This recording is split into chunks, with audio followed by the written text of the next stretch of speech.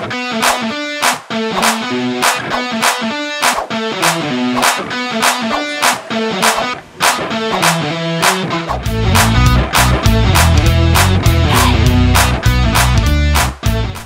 yung nanganak ako. As in, like, yung nanganak ako sa presinto. Kasi in real life, hindi ko na-experience. I mean, I have a baby, pero hindi ko na-experience manganak. Kasi cesarean ako. So, dun ako parang nahirapan. Paano ba ako mag-push? Paano ba gawin to? Or whatever. But, ang hirap lang nung eksenang yon kasi at the same time nung nanganganak ako, may earthquake na nangyari.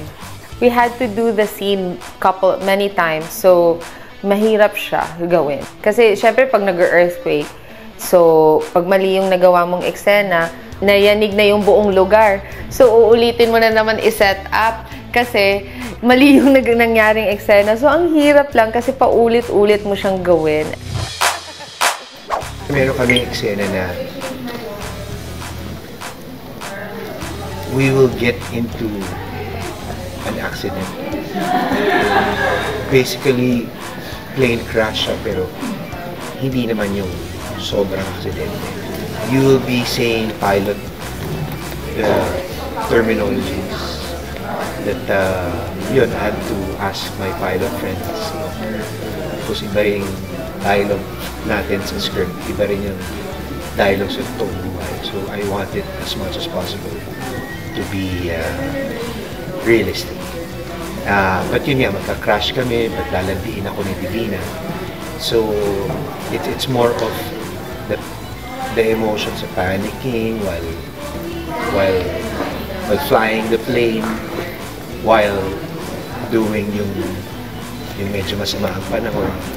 Hindi ko alam po, arte mo ba yung sarili mo na, diba?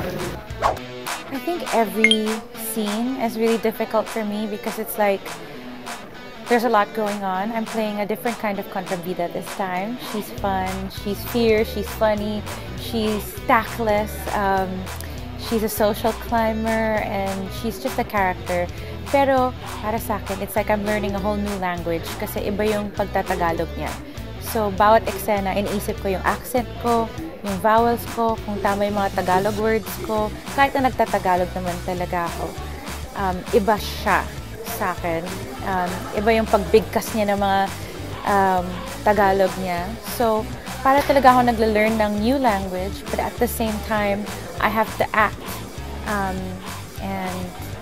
and remember everything, every blocking, every sentence. So, every scene for me on the show is very challenging. It's also been 2 years since my last show. So, it really has been a nice, kumbaga parang na-break in na ako ulit. Sana. I guess lahat naman ng mga eksena namin very challenging. Kasi depende dun sa nangyayaring sitwasyon. At kung ano yung eksenang kinukunan.